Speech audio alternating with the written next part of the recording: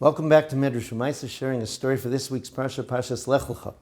I'll note that there are a variety of versions of this story brought in Sifrei Chasidus. Some of the small details change, but the principle is certainly the same. I'm going to share the version brought down by the Racham Stifka Rebbe Shlita of America, as it particularly ties into this week's Parsha. The Meor Einayim of Chernobyl, Rabbi Menachem of Chernobyl, was known for his devotion to the mitzvah of Pidyon Shvuyim, redeeming captives, Jews who had been imprisoned throughout Russia. At one point in his life, he himself was imprisoned.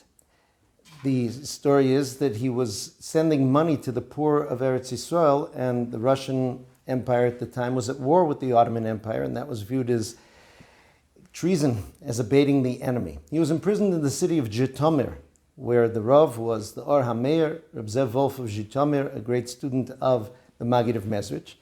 He used to come and visit the Meor Einayim every day, and he even arranged with the guard for a heavy price to let the Meor Einayim out on Thursdays, where he would come out and he would go to the mikveh and hear Torah reading and even spend some time raising money for tzedakah before he returned to the prison. The Or HaMeir would sit in the prison until the Chernobyl Rebbe returned. At one point, they were together in the prison, and a woman came to the window of his cell.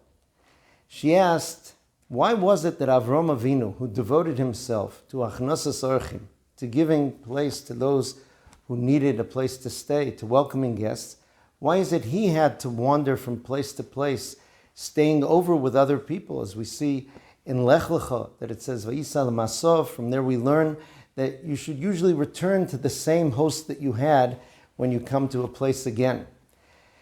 So at this point, the Rebbe told Rebbe Zev Wolf of Zhitomir, he says, I'm going free. You don't need to come tomorrow. And he said, why is that? He says, because the answer to that question, he said, that woman was actually Sarah Imenu. And the answer to that question was that Avram Avinu had to be given the feeling of what the mitzvah is. Until you've experienced the need for achnasas orchim, it's difficult for you to truly connect with that mitzvah.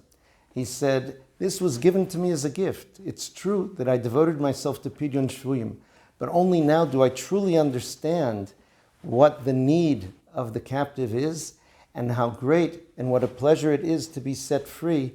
Now I'm able to perform this mitzvah in even different ways. Sometimes we go through things in life, and that question, why did this happen to me? Why me of all people?